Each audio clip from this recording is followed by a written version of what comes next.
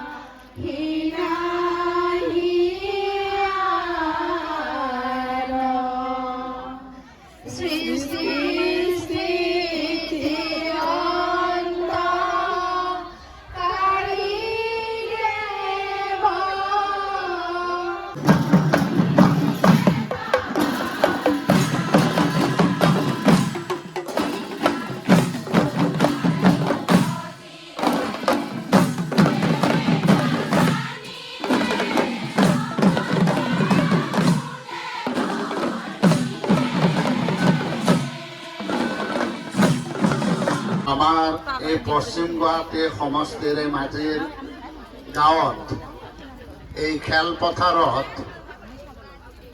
আমাৰ দিহানাম বিশ্ব অভিলেখৰ বাবে গ্ৰীনিছ ৱৰ্ল্ড বুকত অন্তৰ্ভুক্ত কৰাৰ উদ্দেশ্যেৰে ইয়াত অনুষ্ঠিত কৰিব। তাৰ বাবে মই শুভেচ্ছা জ্ঞাপন কৰিছোঁ।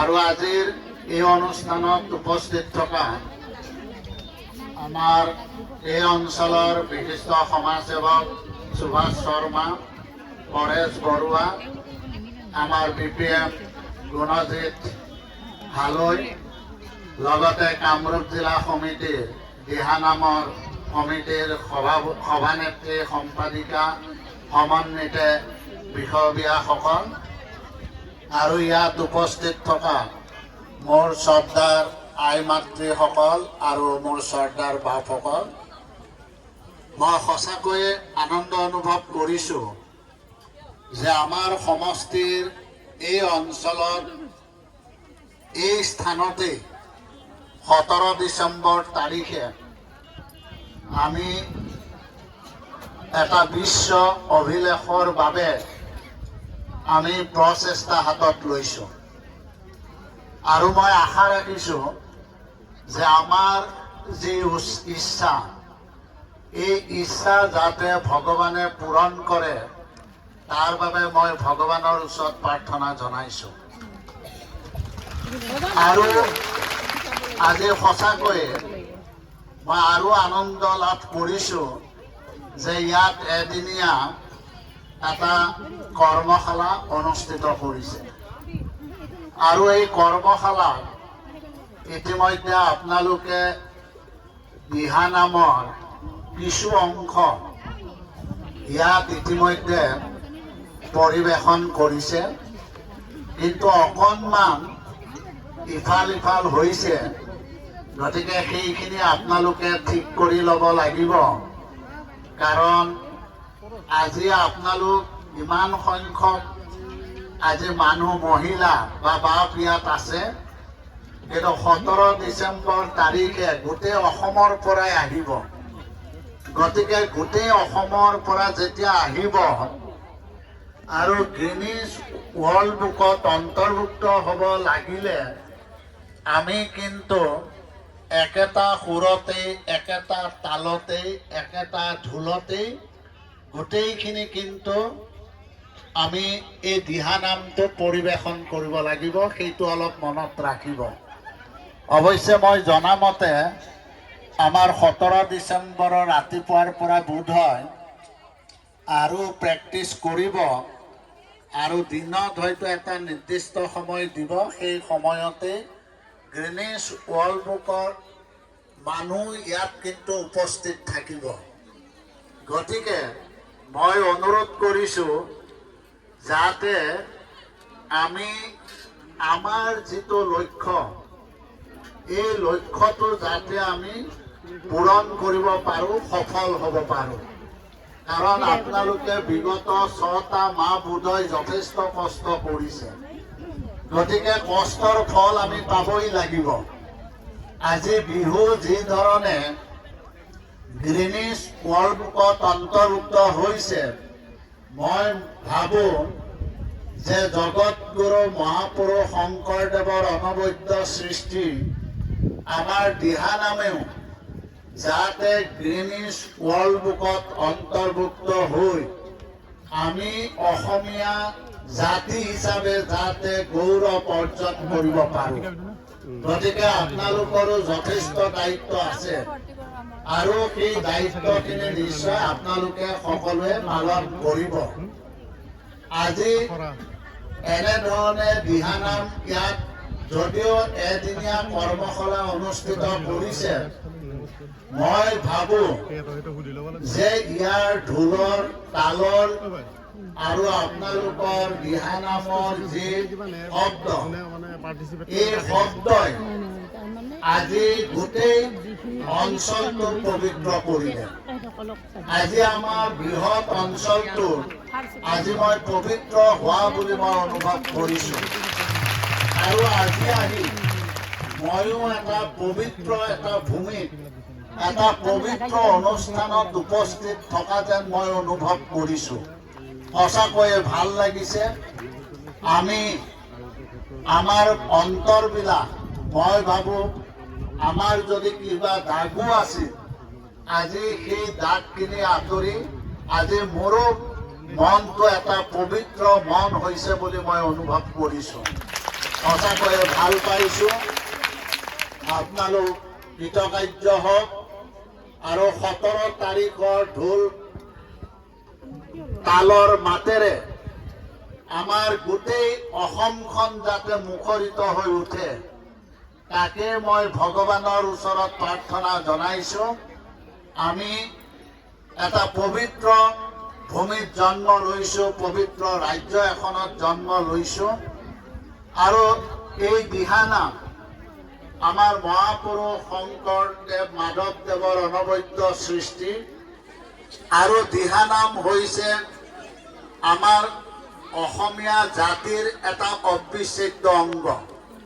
আমি এই কথাটো কেতিয়াও পাহৰি যাব নালাগে আৰু ইয়াৰ জৰিয়তে আমাৰ সমন্বয়ৰ এনাজৰীডালো যথেষ্ট শক্তিশালী হ'ব।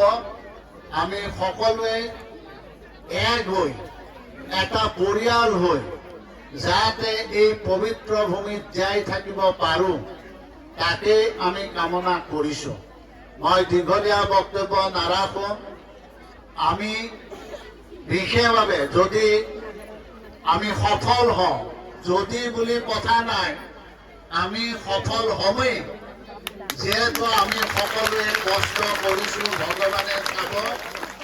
অসমৰ লগতে আমি আমাৰ সমষ্টিবাসী ৰাইজেও নিশ্চয় আমি গৌৰৱ অনুভৱ কৰিব পাৰিম যে আমাৰ সমষ্টিৰ এই অঞ্চলৰ পৰাই এই দিহানামটো আমাৰ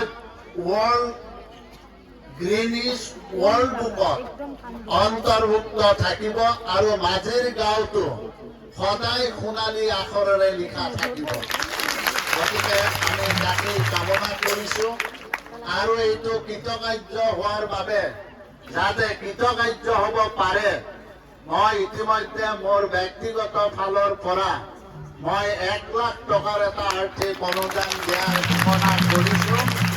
মই দিম আৰু যাতে এইটো আমি সফল কৰিব পাৰোঁ, তাৰ বাবে আমাৰ এই অঞ্চলৰ ৰাইজকো মই অনুৰোধ কৰিছোঁ, দেহে কেহে খাটক, আপোনালোকে সহায় কৰক। ময়ো আৰু সহায় কৰিম কিবা যদি সহায়ৰ প্ৰয়োজন হয়।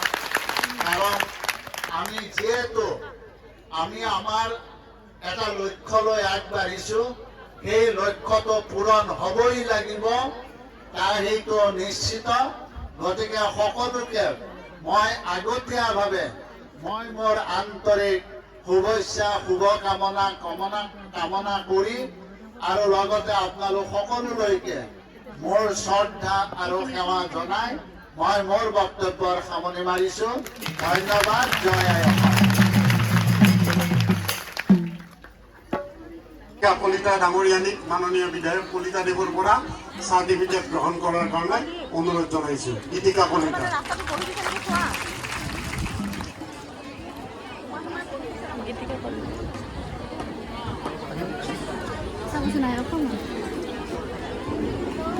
अभी सर्टिफिकेट डिस्ट्रीब्यूट होगा और सर्टिफिकेट डिस्ट्रीब्यूट करेगा हमारा विधायक আনেগৰাকী অংশগ্ৰহণকাৰী বন্দনা কলিতা ডাঙৰীয়ানী আমাৰ মাজত উপস্থিত আছে তেওঁ এগৰাকী অতি শিক্ষিত আমাৰ মাজিৰ গাঁৱৰে প্ৰয়াত আমাৰ সহকাৰী প্ৰধান শিক্ষক সুৰেন কাকতি ডাঙৰীয়াৰ জীয়ৰী আৰু এখেতে মাষ্টাৰ ডিগ্ৰী তেখেতে আমাৰ ৰাজনীতি বিজ্ঞান বিভাগত গুৱাহাটী বিশ্ববিদ্যালয়ৰ পৰা তেওঁ উত্তীৰ্ণ হৈছে তেওঁ মই এই কাৰ্যটো দেখি মই নিজে আপ্লুত হৈছোঁ যে আমাৰ সংস্কৃতি ৰক্ষাৰ কাৰণে আমাৰ উদীয়মান আমাৰ শিক্ষিত আমাৰ বোৱাৰীসকল শিক্ষিত জীয়ৰীসকলো আগবাঢ়ি আহিছে গতিকে ই এটা নিদৰ্শন গতিকে বন্দনা কলিতা ডাঙৰীয়ানীক মাননীয় কলিতা দেৱৰ তৰফৰ পৰা আমাৰ চাৰ্টিফিকেট গ্ৰহণ কৰাৰ কাৰণে অনুৰোধ জনাইছোঁ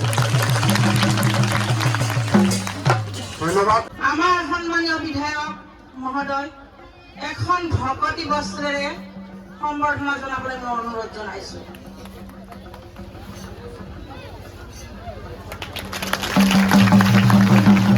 নিশ্চয়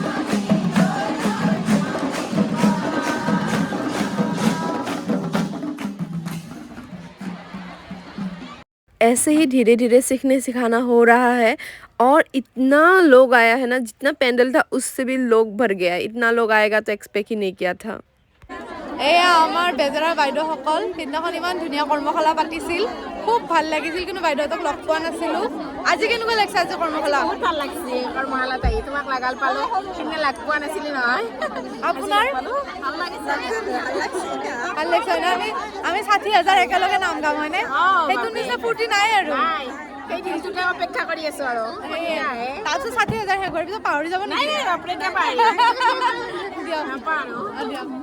हम जब कर्मशाला में जाते हैं ना जब लोग हमें बुला के मतलब आवाज़ देते हैं अलका कैसे हो बहुत अच्छा लगता है ऐसे आप लोग हमें प्यार देते रहो आज का वीडियो यहीं पे एंड करते हैं और आप लोग कहाँ से देख रहे हो कमेंट करके बताना और लाइक शेयर सब्सक्राइब कर देना थैंक यू बाय बाय